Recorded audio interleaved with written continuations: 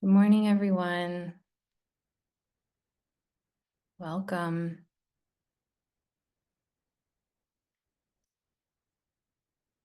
Welcome to this webinar this morning. I'm so grateful you all are here. My name is Natalie Valentine, and I'm so pleased to welcome you on behalf of Citizen University. We are a national nonprofit dedicated to equipping Americans as civic catalysts who are strengthening a culture of powerful, responsible citizenship across the US. So today we'll dive into this topic of civic culture.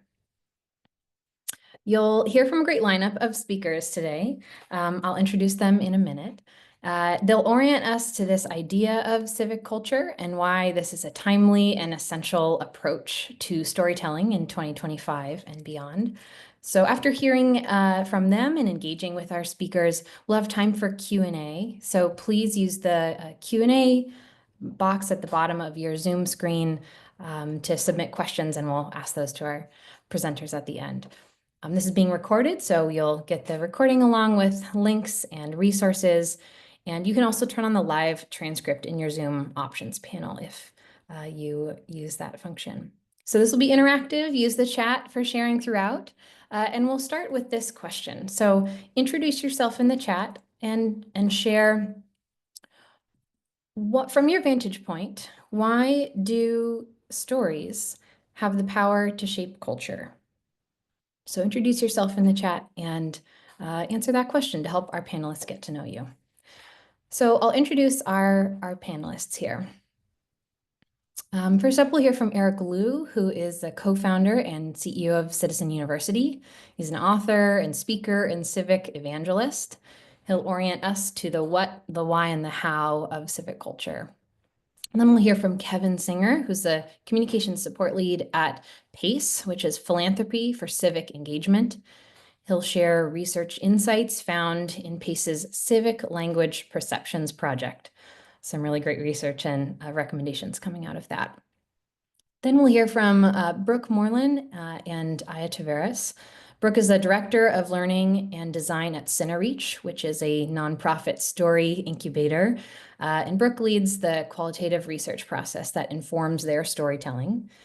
And Aya is the Director of Community at CineReach, and she ensures their research processes connect with the right audiences and highlight the nuanced lived experiences, which is so relevant in America today.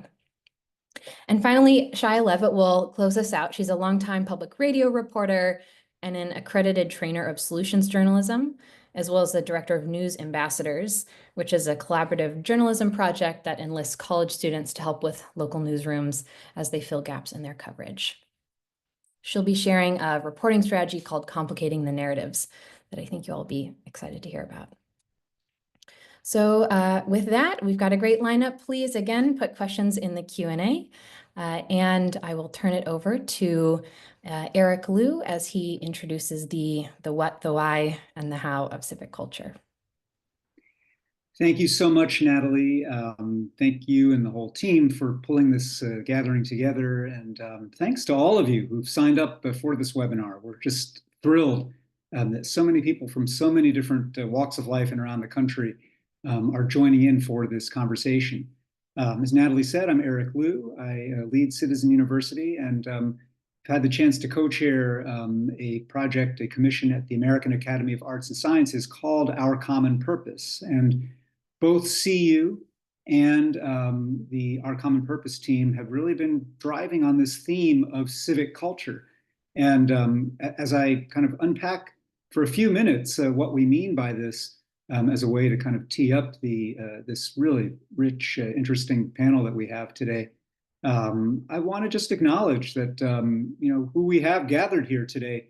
You all are practitioners, you are creators, you are storytellers, fiction, nonfiction, journalism, arts, organizing, and so forth. And part of what is thrilling about this gathering is that you come in with so much deep knowledge and experience as shapers and makers of culture.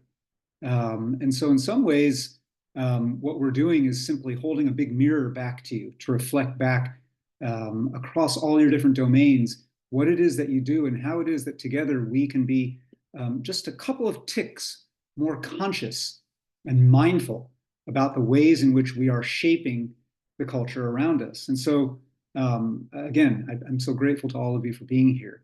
The what, the why, and the how. So, as you all may know, spinning out of the Our Common Purpose project was a working group that created a document a couple months ago. I actually have it here in front of me, called Habits of Heart and Mind. And this is a report, a playbook of sorts on how to fortify civic culture. And the reason why we spent time as a working group and a team putting this document together is that in the first place, this larger moment that we're in, where so much of the challenges that our democracy faces are often described in terms of institutions. They're described in terms of broken institutions, institutions that need fixing, rules that need changing. And of course, that is a huge part of what has to change in our democratic republic. And part of what our theory of action is, both at the Academy and at Citizen University, is that culture precedes structure. That culture, by which we mean the pattern of norms, values, habits, narratives, mindsets, rituals that define and shape how we live together, what we think is okay. That culture defines the frame of the possible for structural and institutional change in policy arenas or in elections. And so to the extent that in civic life, if we have a culture that is nihilistic, that is short-term and memoryless, that is hyper-individualistic, that thinks of people and each other in zero-sum terms and thinks only about what I can do to take care of myself, then our room for any kind of structural change in any direction is extremely confined. At the same time, if we have a civic culture in the places that make up the United States that is mutualistic, that is reciprocal, that is about service before self, that is about contribution before consumption, that is about recognizing that every liberty and freedom we enjoy bears with it a measure of responsibility. That kind of culture changes the frame of the possible, both in politics and structural change, but also in everyday life. And I used a phrase just a moment ago on purpose, the places of the United States, because I think one of the reasons why we think civic culture matters right now is that if we think only about being spectators of the spectacle of national politics, both presidential elections and what's happening in DC, then we both become very passive in our lives as citizens, but we also foster a habit of passivity. And part of our big belief in our work at Citizen University is that these ideas of civic power, civic empowerment, and civic culture change are best instantiated and practiced in place, rooted in community, in the towns and communities where we live, and where we try at a human scale to answer the biggest American question, which is how can we make an unum out of our pluribus? How can we make one out of many? And I think that question at a national level becomes so overwhelming and abstract that it does kind of reduce us to small passive spectators. But when we think about the scale, the human scale of a place where we live, we realize just why civic culture matters and what it is that we're able to do to move the civic culture of Tacoma or Tallahassee or Tulsa or whatever it might be in the United States, your place, to move it a few degrees in one direction or another toward one that is healthier or less healthy. And the why of this is so central in our times right now. I think a lot of people in this webinar are thinking about national politics and about the challenges to come in the weeks, months, and years ahead. And we want to underscore that whatever might get broken from the top down in national politics can only be fixed and repaired over the long term from the bottom up, from the middle out, from the inside out. And that is a matter of culture. And to us, when I describe the what of culture, the norms, the values, the habits, the narratives, the rituals that shape the ways we live together, I think core to that set of patterns of ways of being is narrative. And this is, again, I'm preaching to the converted. You all are gathered here today, not as 101 level, but as really 201 level, 301 level practitioners of the arts of both narrative in general, but also narrative as tools for shaping our norms, our values, our habits of mind and heart. And so the how part of civic culture, I think, is part of what we wanted both to open up this panel to in sharing some of the ways that across their different domains of practice, they think about using narrative to shape and change civic culture at a local level, at a human scale. But also, this is the invitation to all of us gathered here in this room today, and why we want to leave time for, we're calling it Q&A, but it could just be discussion. And of course, the chat itself, as it continues to scroll here, is just a wonderful resource as well for your own insights and genius in the ways of the how of using narrative to shape civic culture. The thing that I want to describe here before I turn it over to the panel is simply this, that when you think about, again, it may not even be at the level of your city. If you think about a part of your community, the neighborhood where you live, or if you describe community in different terms, in ethnic terms, or in professional terms, when you think about your community, your people, and you just put yourself in this mindset of, I'm not just a storyteller, I'm just not just a journalist, I'm not just a creator of content, I am a culture maker. I shape civic culture by my choices, by my actions, by my omissions. And if I can be intentional about the ways in which I elevate and curate and tell certain stories, that itself shapes the way that other people think about who we are, who is the us when we think about us in a place and in a community. And that ability and that power that all of you have, we're gathered in this webinar today, to bring civic culture into the American consciousness, to use storytelling and framing to tell in both macro and micro ways the ways that everyday Americans, your neighbors, our fellow members of a community are actually embodying this. And again, we'll hear from our panel of specific examples, but if I just think about stories that we told in the course of this report, Habits of Heart and Mind, we told stories of people in Atlanta who are creating a bottom-up mutual aid network for civic innovators there that enables people across different sectors, across lines of race and class and neighborhood and ideology, to find ways to support each other in their different civic endeavors, to strengthen the community of Atlanta, to stitch together a sense of wholeness in a city that, like every American city, is always prone to flying apart centrifugally. That Atlanta Local Civic Collaboratory is one very concrete example whose stories can be told.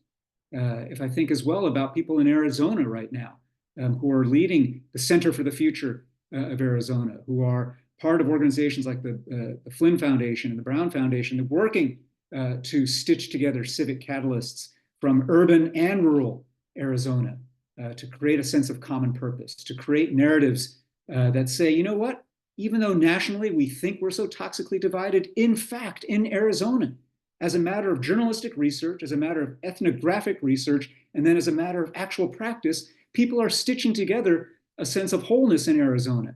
And people are finding the ways in which there is actually common purpose, maybe not agreement on means and tactics or policy, but a sense of common purpose about what kind of Arizona folks want in a time of change, climate crisis, migration, and so forth. And those kinds of stories don't get told in the national narrative. And all of us who are gathered here today are the people who can both be part of changing that pattern, but also part of shifting the ways in which this feedback loop of narrative and practice, as the people who consume your content see themselves in these stories, we can shift the culture of civic life in the United States. So with that, let me turn it over to our wonderful panelists today who are going to equip you with insights and inspiration that can really propel the work that all of you are doing. And this is just the starting point. It's about a deeper commitment to telling stronger stories of us throughout your work, whether that is journalism, different forms of media and arts, poetry, teaching, film, whatever it might be. And what I want to close with in my opening here is simply this: that notch that I want you to turn your mind, your heart, just a couple of clicks for being intentional and conscious of being a creator of civic culture, being a catalyst of a different story of what is possible in American life right now, and the ways in which people can come together to take responsibility for solving problems. That's the commitment that we've got to make to each other and to ourselves to enable the tools that we use to be most powerful.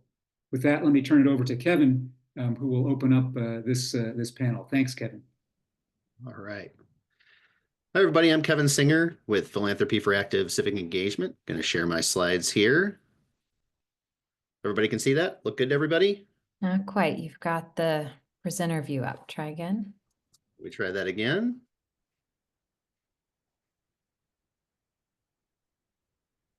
Better, worse, the same? Can't see him yet. Can see him yet? Presenter view. Still problems? Yeah, we can't quite see him. Would you like me to share for you? Sure, that would be great. Yes, can you see them? Okay, I'll share and then That'd be great. Thank you very much. Excellent. Great. Hello, everybody. Kevin Singer here from Philanthropy for Active Civic Engagement. I'm their communications support lead. Very excited to be here and talk a little bit about our research on civic language that we've been doing since 2019. This research was really the result of talking with so many of our member funders, as well as others in the field, about how loaded words have become in our political and civic discourse. But not only that, but we're interested in becoming very practical and, what words should we be saying? What words are actually drawing people together rather than dividing them? And so that's really the heart behind this research. A lot in the democracy and philanthropy space can be theoretical. We really wanted to make a contribution to the field, and especially those who are, working so hard every day to communicate well their values and their love and passion for democracy. We want to do that really practically. So that's what we were really hoping to do with our work on the Civic Language Perceptions Project. You can go to the next slide. PACE, if you haven't heard of it, welcome. PACE is a philanthropic laboratory for funders seeking to maximize their impact on democracy and civic life in America. We have 75 funding institutions that are members of PACE. It's been 19 years since our founding, and we've been at this research for 5 years. And maybe you're looking at this quote here, and you're really feeling that right now, especially post-election, that language has become very complex. Words that maybe you would have never thought in your whole life would have divided people are now coded according to partisan lines. And our hope is that this research would be helpful for you I know many of you here are communicators. I see those of you who are working on Substacks. I know there's journalists here. Are there words that you can even say anymore? So we're really trying to understand what the messages that words send, who feels that certain terms are for them and for others, and how can we communicate in the best way possible to, again, bridge Americans across political and other demographic differences. And by the way, if you're interested in our language data, which I know I can't do very much here in 15 minutes, but if you go to pacefunders.org/language, you can see just a wealth of information. We have a new report out called How to Talk Bridgie, which has been downloaded by nearly 1,000 leaders who are working in philanthropy, in nonprofit leadership, and civic life across the United States. It's just been so popular. And so if you hear something here that catches your eye and you want to engage more, pacefunders.org/language. Okay, so we have 5,000 American voters who have participated in our survey, which is an incredible number. We've looked at a number of terms, as you can see here. Some maybe you've heard of, some maybe you haven't. I'm assuming you've heard of many of them. The bolded terms mean we've studied them across a number of years, beginning in 2019. So we're able to look at different time points a little bit more closely. But what makes our study, I think, really stand out is that we're actually able to break down the power and the impact of words across a variety of different demographic communities, whether that's by age or community type or education level or gender, political ideology, etc. So if you're a journalist here or someone writing and you really want to say understand how young people of color look at certain terms, or older white Christian Americans, for example, we just have such a wealth of different ways to cut the data to look at how people view terms. You can go to the next slide. Not going to spend a ton of time on these graphs, going to go fairly quickly. Again, please reach out to PACE if you want to know more, but let's start with what I think the PACE team loves to talk about in terms of our data, and that is Americans have a very positive view of civic language. If you look across the board, we're seeing positive interactions with these terms at a large degree across the board. You can see sort of going down the list which terms are viewed a little bit more negatively, but what you should also pay attention to is, again, of course, those who see it as neither positive nor negative, and also those who are not familiar with the term.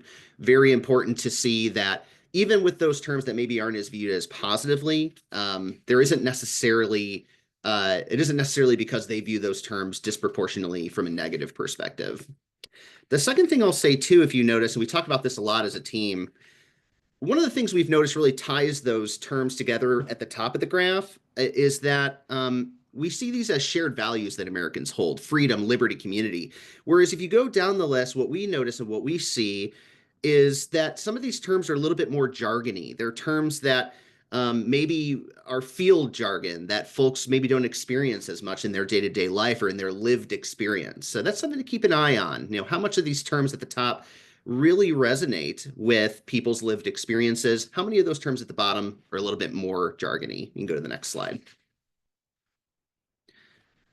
Again, quickly here, one of the things that we ask people is why they felt positive or negative. It's not enough with data to just say, what do you think about a term, right? We want to know why it is they're positive about a term, why it is they're negative. What you'll see here is for those terms that are most positive, this has to do with what we see as being internal for folks. This relates to their personal values.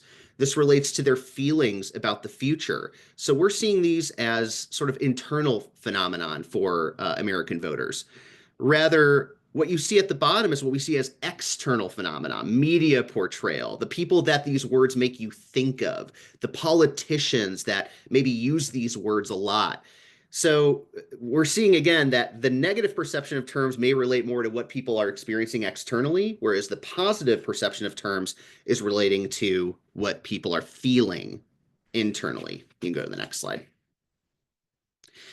Very quickly, what we are seeing from our data is that the most salient identity category that is separating Americans with how they view terms, maybe this won't come as a surprise to you, is politics.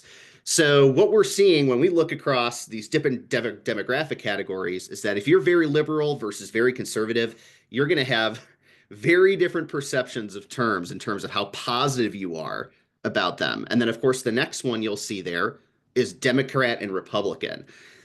Again, the main thing here is politics really does divide Americans, especially when it comes to the terms they see and their level of positivity toward them. So the efforts that we are going to need to take on to create a bigger story of we are going to really need to look at our political identities as a major contributor to our division. You can go to the next slide. One of the things that we wanted to do is not just share data, but make our data practical, make our data applicable to the work that so many of the amazing professionals here are doing on a day-to-day basis. We're going to look at 4 lessons, but I'm only going to talk about 2 that come out of our latest report, which you again can find on our website, How to Talk Bridgie. Next slide, looking at lesson number 1, to lean on inerrantly bridgy words. You can go to the next slide. So what you'll see is we created a graph looking at, we used a sort of a, as you can see, sort of a battery strength category. We call it bridginess strength. What are the terms that have the biggest capacity to bridge rather than divide? Again, you'll see community, service, belonging, these terms that really relate to Americans' day-to-day lives as having the greatest bridginess strength, and those at the bottom having less bridginess strength. And just one note on the right column, you'll see drive apart. That's the degree to which a term is not driving people apart. So the darker the purple, the less the term is driving people apart. Again, this is great content if you're thinking, how do I tell a story that is more like we and less like me and them? Next slide. The next lesson is understanding the signals that civic terms send. You go to the next slide. So one thing I love about our data is that our data doesn't just tell us about positivity or lack thereof toward terms. We also asked our respondents, American voters, the degree to which they feel a term is for them or not for them. So when they hear a term, do they feel like they're the intended audience of that term, or do they feel like some other group is the intended audience of that term? So what you'll see here is take a word like freedom. It leans weak conservative strongly toward older voters and then weak toward rural as opposed to urban.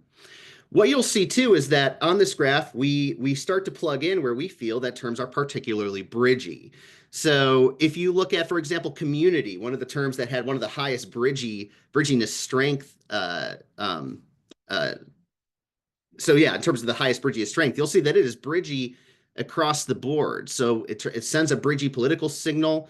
It's bridgy from an age perspective, and it is bridgy in terms of rural versus urban. Again, this can all be found through our How to Talk Bridgy report. So again, as you're telling a story, writing a story, speaking to audiences, these are the kind of graphs based on the evidence that we are finding in our study that can help you determine, am I telling a story that is going to create a we? Where are my words leaning? You go to the next slide. So to end, I know I only have 2 minutes left. Again, there's so much to say. I want to end with a couple of notes. One, words like community, service, unity, belonging, and freedom have great bridginess strength. One of the things I really want to emphasize, and my colleague Amy McIsaac, who's here with us today, always says is, we don't want to send the message through our data that there are certain words that you can and cannot say, or that there are certain words that have a silver bullet ability, or that you should stop using certain words altogether. Rather, what we're saying is that words send signals, and depending on the kind of signals you want to send, this is the kind of data that can help you determine what your messaging might be. And one of the things I'll say too is it is very much possible to mix and match different words to keep people from both sides of the political aisle engaged. So that's something to keep in mind. We've used different AI tools, including a tool from Pluralytics, to weave together terms that maybe lean strongly conservative, strongly progressive. We use AI tools to bring some of these terms together to make messaging, again, feel more like a we, like we all see ourselves in those words, depending on how they're fit together in phrasing or in a sentence. The second thing is that terms send different signals. So check that against your communication goals. This is a super helpful graph here. If you're trying to reach conservatives, American, patriotism, republic, liberals, use words like advocacy, equality, racial equity. And shift your mindset from communication as self-expression to strategic connection. Finally, slow down, create space, get curious about the values people are representing with those terms. So with just a minute left, I want to again tell you that PACE is very excited to work with many of you to think about how this research might reach a broader population, especially those of you who are working in journalism. I would love to talk to you personally about taking a closer look at our study. We love to see more leaders use the study. And we've already seen a lot of different, especially communications professionals, engage with the study. And we've heard from many people through testimonials that this study is helping them to tell a bigger story. And we hope it has the same usefulness to you as well. So with that being said, I will happily pass the floor to Aya and Brooke. Thank you so much for passing that along. My name is Dr. Brooke Moreland. I work as the Director of Learning and Design at CenterReach. I'll let my colleague Aya introduce herself. Hi, everyone. My name is Aya Taveras. I am Brooke's counterpart and the Director of Community on the CenterReach team. Yes, and for those who do not know what CenterReach is, we are a media incubator and we create stories. And so we have internally designed a comprehensive qualitative research design with applications of community engagement to create civic leadership stories that drive meaningful transformation. And by incorporating community engagement into the qualitative research design, this approach ensures that diverse voices, particularly those often excluded, are heard and represented. And this inclusivity strengthens the authenticity and relatability of civic leadership stories. So it's really awesome to bridge research with community to create new content, especially around civic engagement and civic leadership. And so just to give you a little information about our research process, if it was a simple math equation, I would like to say it is research plus community engagement equals narrative exploration to make new content. As simple as that. And so qualitative research is a method of inquiry focused on understanding human experiences, behaviors, and perspectives through rich descriptive data. So there's an exploratory nature, aimed at uncovering insights, themes, and patterns. We do that in our research process. It's human-centered. We are focused on lived experience and subjectivity realities. We do that in our research process. It's flexible and iterative. We are very adaptive, and we look at themes that emerge from virtual conversations that we have across the ecosystem to learn more about civic leadership. And then our research process, just as qualitative research is, it's contextual. So it's sensitive to cultural, social, and environmental contexts. So we're really excited to share that we are creating storytelling using these type of measures. And then, of course, Aya, she'll give you some information about how community collaboration is a part of that research process. Thank you so much, Brooke. I also want to voice over that I just experienced the world's quickest and most convenient tech snafu. So very relieved that that has resolved itself before joining you all here. But we'll just to add some texture to put a finer point on what Brooke described about community involvement in coming up with the ideation collaboratively around any one of the topics that we want to explore through the qualitative research methodology that Brooke described. We also collaborate to try to understand, within the context of narrative change communities, what are the stories that already exist about the issues and impacted communities therein, who is often underrepresented, who is overrepresented in those contexts, and how do we make meaningful invitations to the communities that have not often been a part of storytelling to approach what can be as proximate to co-creation as possible. And so, of course, recognizing that storytelling has its own complexities, and we are but one approach to infusing research in into the seams of storytelling itself as an endeavor, but recognizing that any justice-oriented storytelling requires expertise writ large. And so being really mindful of how lived experience is additive to all of the different forms of expertise that we are bringing to bear. And again, being really, really thoughtful about making meaningful invitations across lines of difference, right?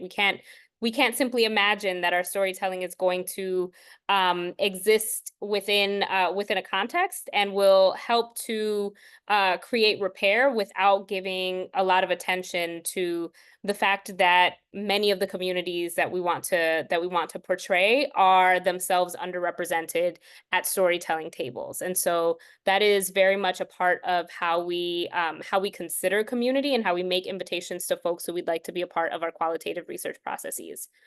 From the point at which Brooke's learning and design qualitative research methodology has concluded, we then are doing a great deal to think about translation efforts. And so my role is sort of doing a figure 8 all across the work that we are doing to socialize research across the broad and expansive communities that we're trying to do the hard work of storytelling with. And so that means that we are taking the top line thematic analysis that comes from Brooke and the team that she leads, who are tirelessly coding all of what comes out of our qualitative research conversations. And I'm then taking those and translating them as we consider the different kinds of creative endeavors that we're going to undertake. And so to give you all a more concrete example, because we are an incubator, we are speaking in really in pretty confidential terms, of course, because a lot of our storytelling efforts are underway. But to give you a more concrete example, we are currently taking all of our thematic explorations around civic leadership and civic engagement and creating our own stories and storytelling vehicles that help to broaden what people's understandings of civic leadership are, including the regional diversity that many people do not necessarily even consider, right? People are often building schematic links and watching media that is fortifying the schematic links that tells us that civic engagement and civic leadership opportunities are only taking place within the confines of Washington, D.C., right? And so thinking about how we can tell stories, we're thinking about the many ways in which counter-stereotypic imaging can be a part of the stories that we're authentically portraying, right? And so that means expanding beyond the regional limits that people often ascribe to their understandings of storytelling. We're also thinking about counter-stereotypic imaging and how the people that we are centering as civic leaders comes to bear. And so all of that is substantiated by real research that, as Brooke described, brings people across professional experiences and lived experience to bear. We use that to understand what people's misconceptions are about civic leadership, what people who themselves are civic leaders prioritize in the storytelling. If they were at the storytelling seats themselves, what would they want to unpack on screen? What would they want to have portrayed in entirely different terms to help interrupt the misconceptions that people have? And at the same time, how can we broaden aspirational images to do what Eric described in his introductory remarks and build more of a realistic sense of plurality in how people are approaching civic culture and the opportunities therein? So we are cognizant of the fact that we are speaking sort of in amorphous terms because as a story incubator, we are a little bit bound to doing so, but really just want to overemphasize the fact that the collaboration of qualitative research and broad and expansive community that itself is situated in research is a part of what we are doing to try to dispel the misgivings that people have about civic engagement that are pushing them away from opportunities to participate even in more local and smaller scale elections, right? Understanding who all can be represented, where civic leadership is happening are a part of our approach that are substantiated by the research methodology that Brooke has described. And so really excited to share with you all, hopefully in the near future, what our upcoming storytelling endeavors are guiding us towards, but prefacing that by saying that you will see and hear in those properties, ideally, examples of civic leaders who don't look like the traditional portrayals, who are not modeling the bad behaviors of a lot of the media that we have imbibed at scale, and who are speaking to the sort of lesser known transition points that are a part of the roles of civic leaders. All of this, all of these are different facets of what we understood from the civic leaders who themselves participated in our qualitative research methodologies. And so with that, gladly pass to Shaya and look forward to answering any questions that we can about how our methodology takes us to and through the process of storytelling. Thank you for that. I'm going to share my slides just a second. Can you all see this? Yes, thanks, Shaya. Okay, so I think what I'll do is start with just talking a little about this, is kind of condensing a normal 90-minute training into about 12 minutes or 15 minutes, something like that. So bear with me, it's going to go fast as the others as well, but we have stuff we'll be sending you in the takeaways, and we offer a full 90-minute training if that's something folks are interested in. As storytellers and reporters and just as neighbors, humans, people, we sometimes flatten other people in positions into one-dimensional labels, right? We split people into pro-choice, pro-life, left versus right, gun rights versus school safety, et cetera. A lot of the reasons why we oversimplify, we have, deadlines, we're working on tight page limits or wording limits, short attention spans, et cetera. But in a society plagued by extreme polarization, this oversimplification can lead to people writing off or mocking or demonizing groups of people who believe differently, right? If any of you have seen the perception gap quiz, perceptiongap.us, the way Republicans think Democrats are way more left than Democrats actually say that they are, and Democrats think Republicans are way more right than Republicans actually say they are on a range of issues, right? So people are pitting their own side against a sometimes unrealistic caricature of who they imagine the other side to be. And this really can hinder our collective ability to address shared problems, and it makes people less willing to listen and understand people whose views are different from their own. These are all important cornerstones of a pluralistic democracy. So as journalists and as storytellers, there are ways that we can avoid inadvertently amplifying polarization as we cover it if we choose to take certain steps, right? We're trying to turn down the heat of this toxic polarization in our society at large, but also in our local communities. And we can use these depolarization reporting strategies, they're called complicating the narratives.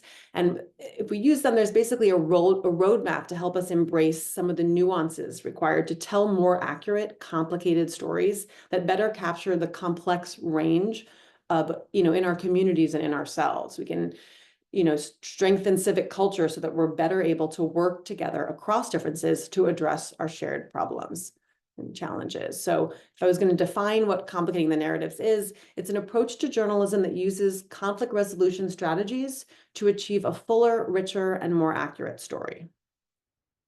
And the origin of complicating the narratives, Solutions Journalism Network commissioned the author and reporter Amanda Ripley to basically study conflict mediation psychology studies. So essentially looking at how people actually behave when they're feeling suspicious and threatened by the other side, and then to distill lessons that journalists could use to improve our coverage of contentious issues. If we could understand how people actually behave, we can actually take some of these lessons and apply it to our own reporting.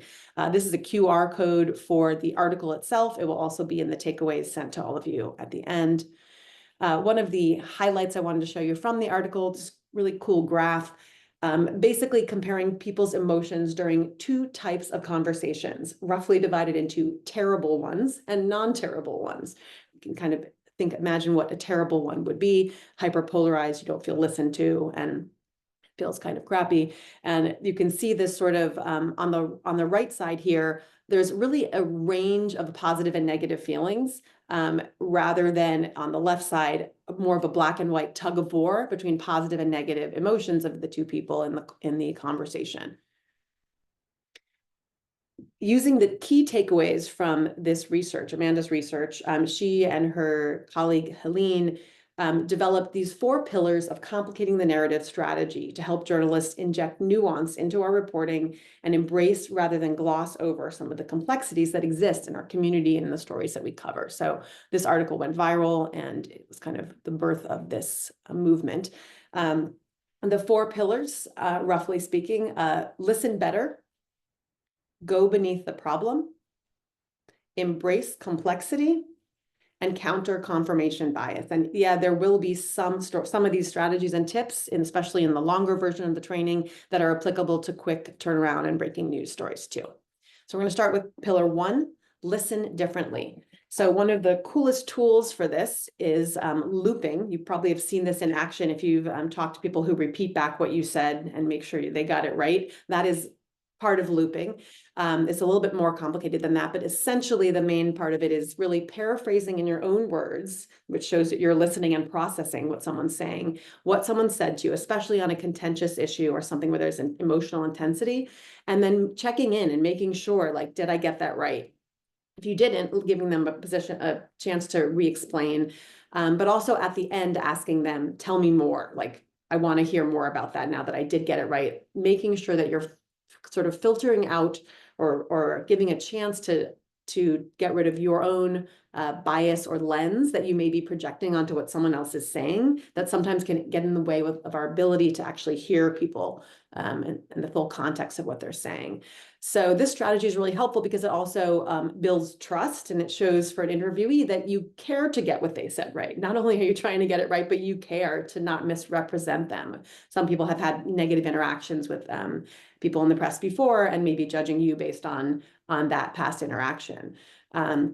It turns out from the research that Amanda conducted that people can't really be open to hearing perspectives different from their own until or unless they first feel heard themselves, right? So people can't feel curious while they're also feeling threatened. And I'm going to show you a couple, there's a bunch of questions that go with each pillar. I'm not going to have time to go into all of them, but that will be in the takeaways. If you want to, you can Google 22 questions to complicate the narratives, but again, we'll be sending that to you. And it's just a list of questions that are going to help you address each of the pillars in complicating the narrative. So I'm going to go over kind of one probably for each of these. The one I love from Listen More and Better is just tell me more. I think this whole list of questions, people print them out and put them on the wall at the in their newsrooms. It's super helpful. Moving on to pillar 2, go beneath the problem. You can ask questions that dig deeper beyond positions and get instead at people's motivations. So what experiences shape their view? Why did you come to have this perspective, right? Sometimes you're arguing about something that's like the top of the iceberg. Like, why did you not put your clothes away with your child or something like that? And really your argument is actually about the much broader thing of like responsibility or you're valuing each other's time. That's like the part that's beneath the surface, right? So we want to help you dig deeper to get at that underlying issue. So next example of that question is, again, which experiences have shaped your views? I love that question. Moving on to pillar 3, we can embrace complexity and amplify contradiction. So one of the ways to do this is by widening the lens. And the idea of widening the lens, if you think of like mask mandates or something that was contentious for some communities during COVID, one way to sort of turn down the heat a little bit in a local contentious issue is to sort of instead take a break and let's look at how another community or another time and place has been dealing with the same thing. So maybe you look at the 1918 pandemic and some of the issues that came up around mask mandates then, instead of talking to everybody about something that they feel so intensely emotional about locally.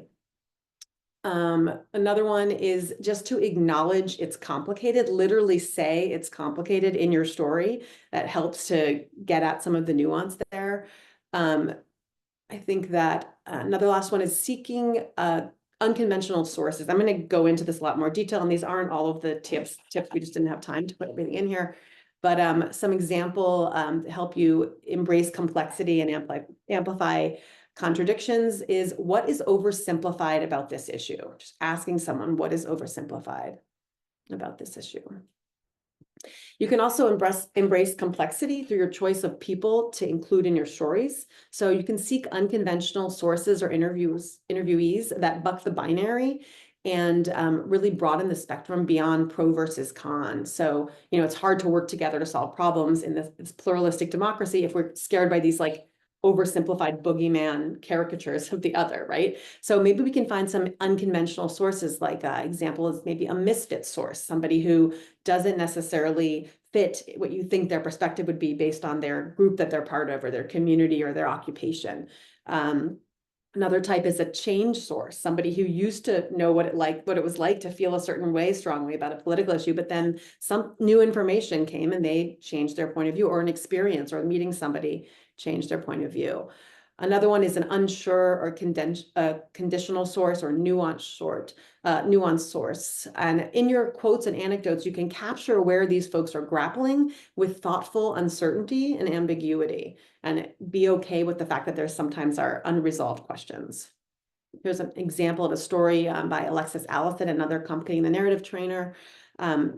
You can embrace complexity through your choice of people to include in your stories. And here is just an example of a story. It says a physician and a reverend disagree on abortion, but not in the way you might think. So having people from two different groups who you traditionally might think are polarized in a certain way, and instead, one person has changed their perspective that you wouldn't think they would have based on their occupation, and another person doesn't fit in with what you'd think they'd have.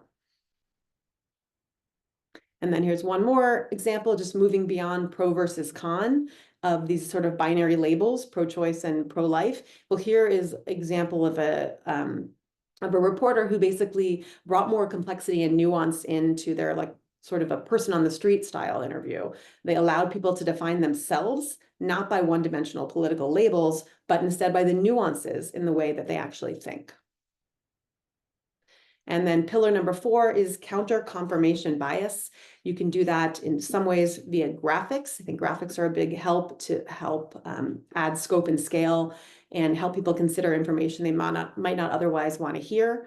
There's also a technique trademarked by Trabian Shorters called asset framing. The idea that when you talk about people, don't define them by their trauma or their worst moment or their worst behavior first. You can still mention negatives, but you have to start with giving people a full complexity of who they are and start with the positives there, right? See the assets before you get to the deficits.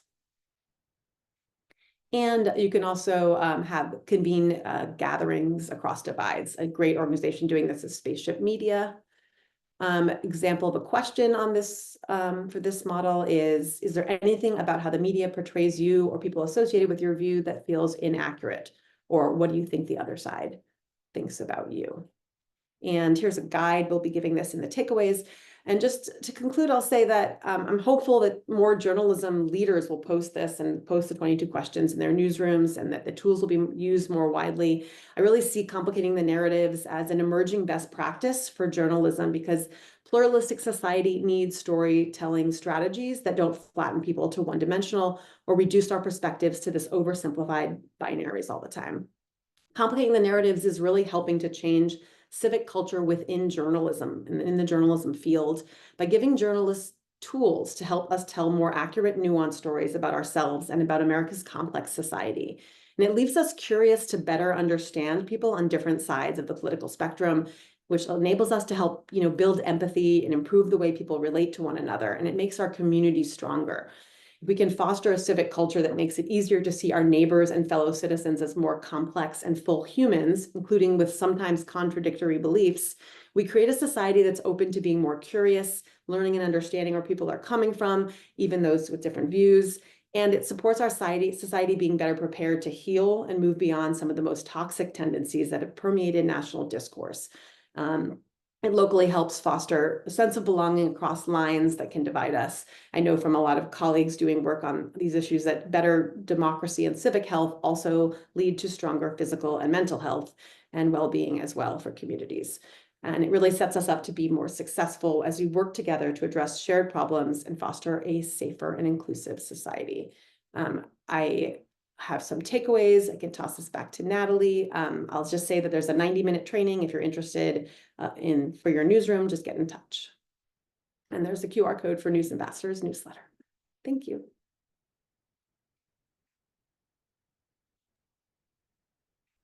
Thank you so much, Shaya. If you would stop your screen sharing, great. We'll wrap up. We've got some great Q&A questions rolling in. And I just want to close this out here.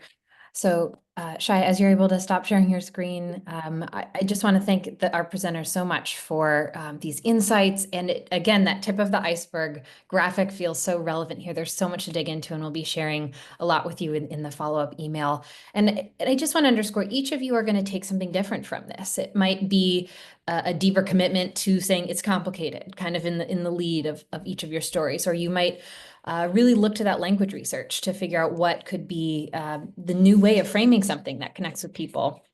So one of your charges could be one of these three things. You might describe civic culture in your work, bring this concept into American consciousness.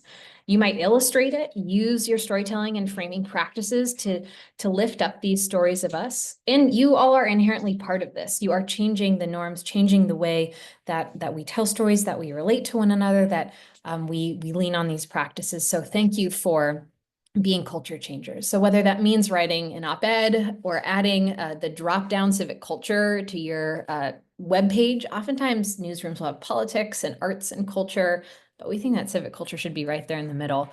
You could do a series on the 7 different strategies listed in the report that Eric shared with us at the beginning. There's 7 really rich prompting strategies there. So whatever you take from this, like Eric said, dial up that dial a little bit and add a sense of commitment to strengthening culture in your work moving forward. So we'll turn to Q&A here. We've got some great questions rolling in.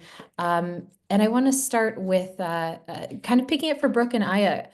You mentioned that doing storytelling can really come best from a place of connecting with existing narratives and communities and that sense of co-creation with other members of a community. Could you, either of you, share an example of a way that you've approached storytelling or something that your research has informed you of how to really lean into that co-creation with folks from their sense of place to lift up stories in really inclusive ways? Yes, sure. A project that CineReach completed was called Narratives of Leadership, where we invited current civic leaders, everyday people, just everyday citizens, to ask them questions about their perceptions of the current landscape of civic engagement and what civic engagement meant to them.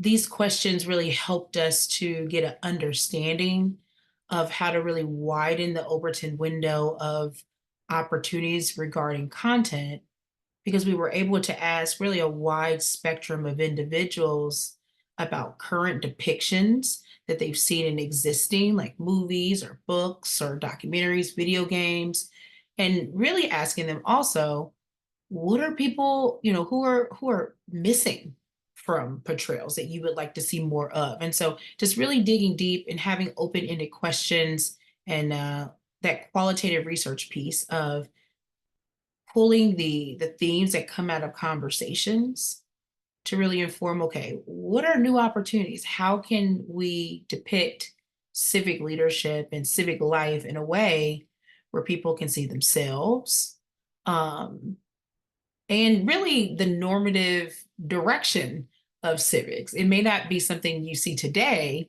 but how can storytelling give someone a new reality, or see the future of what could be when it comes to progressing society forward? So that would be an example, our Narratives of Leadership narrative project. Aya, did you have anything to add to that? Yes, and apologies for speeding us through. I think I was overly optimistic about that tech snafu, and it actually just removed my access to our speaker's notes. So apologies for that. But just to complement what Brooke is offering, thinking about the research tools that come out of that first support our qualitative research methodology and that come out of our qualitative research methodology, right? Brooke is putting together this comprehensive analysis that then gets translated, and not only has benefits for the creative audiences who are carrying that forward and making either a short series, something episodic, or a film, as is a part of our deep and storied archive. But also then thinking about the community engagement strategies that that we can incorporate, not just in outreach and bringing people to bear, but thinking about what people in our landscape often call activations that are not, unfortunately, always designed with the ethics of community at their center, right? And so thinking differently from the beginning about not just inviting people to participate, but also how we can activate local community organizations to all along ensure that there's fidelity to the community voice that was lent to our research process, right? So it's not just having people ostensibly have a seat at a qualitative research methodology table, but then thinking with them about how to ensure that they are adequately represented in a way that feels right. And so that is kind of how we want to bring co-creation to and through the entire process, ensuring that the same communities who are invited in are not just treated with a kind of once-over extractive, we are asking you questions, and those are then distilled for themes, but instead, we're inviting you to be a part of these conversations. How can we continue that invitation into the production process and ensure that we are not only presenting all of the different inflection points of a production process, but also thinking about what that means to the communities who are being portrayed. So that is a more robust view than we were able to provide in our first 10 minutes. Thank you so much for the extra space. Thank you. Thanks both for sharing. Shai, I see you're typing an answer to this question right now and wondering if you can speak to this. There are a couple questions that have come in about attention span and how busy the media landscape is. There have been some a sense of pessimism shared in a question about we are trying to lift up our stories and examples. And I love the way that Brian put it in a question, to deliver stories above the clutter of current media culture. So Shai and anyone else, what have you found really helps cut through the noise and makes these types of stories effective and reach hearts and minds directly among the clutter that we're experiencing today? I think I was going to say, I'm starting to type an answer for the person who's asking about deploying the tactics in balancing attention span and word count. I work in radio, so it's really, a matter of seconds sometimes trying to figure out how to do this. There are samples in, and I'll type here and just share the link to the toolkit. If you look on the Solutions Journalism Network website, there is a whole Complicating the Narrative page and toolkit, which has samples of this methodology. And I would say just keep continuing to learn more about it. Also think about your reporting as a body of work, and your organization or your newsroom as having a body of work. You don't have to do everything in one story. It's all right. Like there's this, I forgot the example, maybe Amanda or somebody or Jules in the chat could share which one this is, but there was a story, I think maybe it was Ohio, but about guns, gun rights, and they actually asked a bunch of gun owners to talk about how they would improve safety related to guns. So just like a diversity of perspectives within one position to all share how they think differently and how they would work on that problem.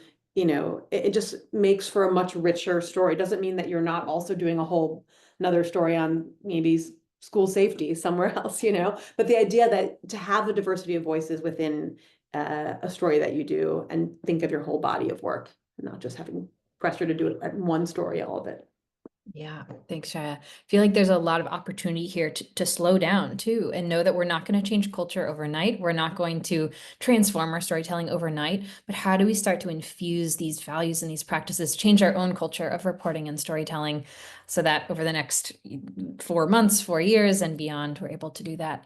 I want to pick up a question for Eric. There was one in the chat about the difference between social culture and civic culture. There's also political culture. Culture is such a nebulous concept sometimes. So in what ways can storytellers and reporters and folks on the call really describe this concept and bring it to life? Well, thanks, Natalie. And just again, thanks to everybody both on the panel and just the great conversation that's happening in chat here. This is very rich. Two things, actually. Before I get to the civic culture versus, political or social culture is one of the questions, as Amanda asked. I do think one way to cut through the clutter and one way to do the very first kind of tip that Natalie, you closed with there of to practitioners here, which is describe civic culture, is simply particularly for those of you in any form of journalism, to take as a guiding question in a set of projects and a set of pieces or segments that you create, what is the civic culture of my town?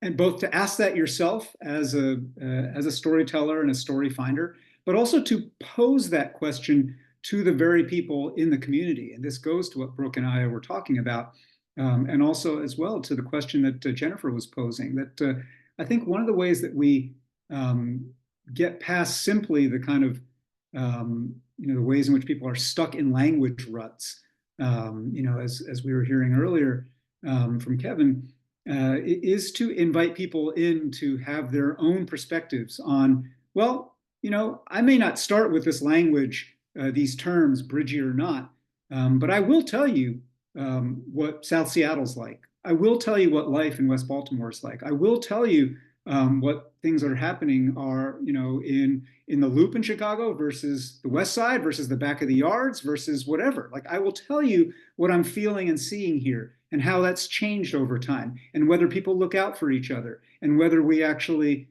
feel like we're in something together, or whether people just look out for themselves.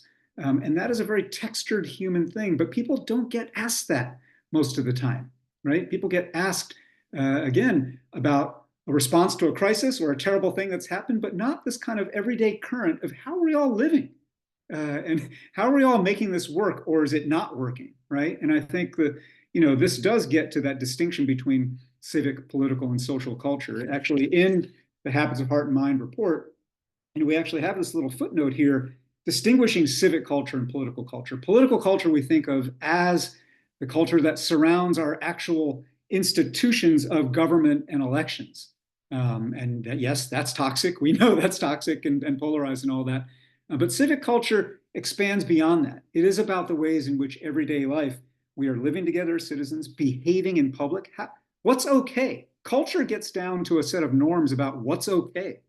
Is it okay to manspread on the subway? Is it okay to just kind of talk, have your own phone call in the middle of a private gathering? Is it like these small little social contracts, as Brooke is saying, right? Micro social contracts that no one's enforcing from above. We are the authors of them all the time, right? And that makes it hard to blame or credit anybody, but it also makes it possible for every one of us to be the node of a contagion of a different kind of civic culture, right? And this way of living together, how we hold together community, relate to our neighbors, see each other in each other or not, right? Now, social culture, by which I think maybe that last question was referring to, just more broad social life and pop culture and sports and everything else like that. Like, these all overlap in different circles, but the civic is about how we behave as small c citizens, which is to say, members of a body that aren't just looking out for themselves, but are held together and looking out for each other in a community. And how we sustain that kind of culture. Again, to come back to where I started, I think if every journalist and storyteller here pose that question explicitly to your audiences, what is the culture of our neighborhood, our town, our place? People will be like, wow, I hadn't really thought about that, but thanks for asking me. And then you'll get all kinds of story that will be illuminating in ways that will complicate the narrative and that will challenge the ruts that our language are in, and make you realize, oh, people who aren't as online all the time or hyper kind of activists left or right, they don't mind using the words one direction or another, and they're not kind of they're not aware of the ways in which they should be policed in using this language or otherwise. And that participatory invitation is both a tactic and the point of broadening our civic culture. Thank you, Eric. Really, really good insights that I hope we all can carry with us, not just in our heads, but in our hearts. That was one of the things that one way that we think about this type of work at Citizen University is the three-part, the head, the heart, and the hands, that through this work, more Americans will understand what civic culture means to them in their neighborhood. They're able to see it and to relate to it and feel part of it. And that goes to the heart piece, that we need our neighbors and ourselves to feel like it's possible to change civic culture. It's possible because we're seeing these stories and narratives and ideas becoming part of mainstream media and the way of feeling that America is progressing. And finally, the hands, the head, the heart, and the hands, that more Americans are doing this civic culture strengthening work on the ground, like the examples Eric was mentioning, young people who are changing the ways that they relate to each other in school and in the ways that they join clubs and are taking responsibility, educators, librarians who are shaping the culture in their areas of influence. So there are just so many ways that we can see this practically on the ground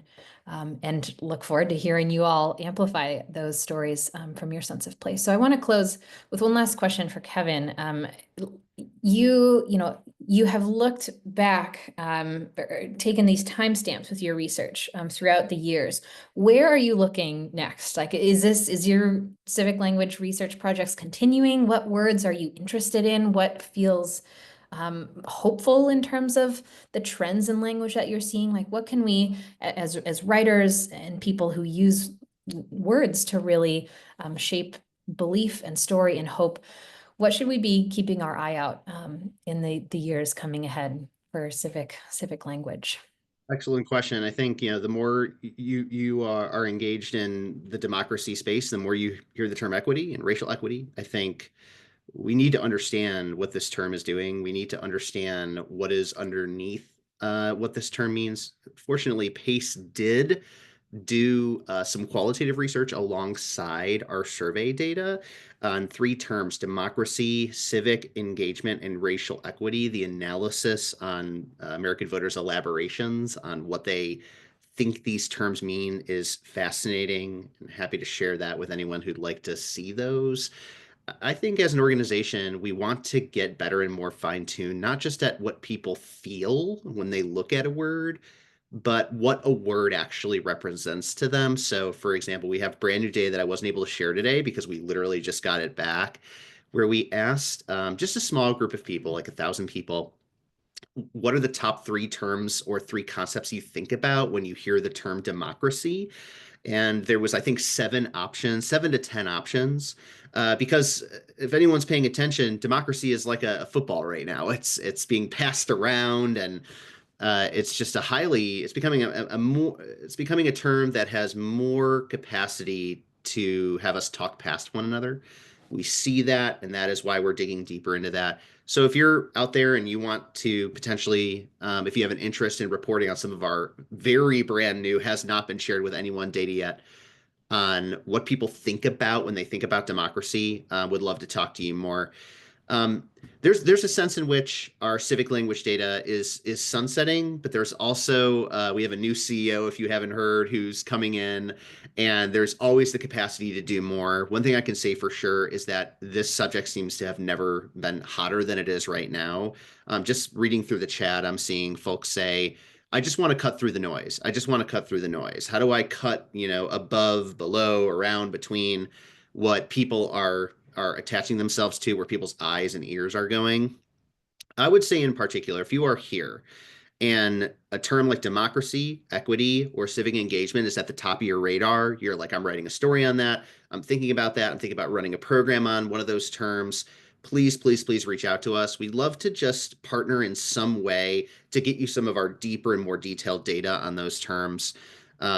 Again, we just want this data to be helpful. I've seen a bunch of downloads come in as I've been talking, and we want to be generous as an organization with this data. We want to pass it off and see it be useful. So please reach out, and we'd love to engage. Thanks again. Great. Thanks, Kevin. And that sense of generosity and circulating and mutual aid, that is one of the 7 strategies of building civic culture. So really grateful that everyone here is practicing and leaning in. And again, we'll share a really robust follow-up email with all these resources and connections. So thank you to all of our wonderful panelists today for sharing your insights and just this tip of the iceberg invitation to keep digging into civic culture. We hope this continues to be a hot topic and a way that we are able to move into 2025 with civic culture on the mind. So thank you everyone for joining, and happy holidays to all. Take care. Thank you all. Thank you, Natalie. Thank you, Natalie. Thanks, everybody. It was great.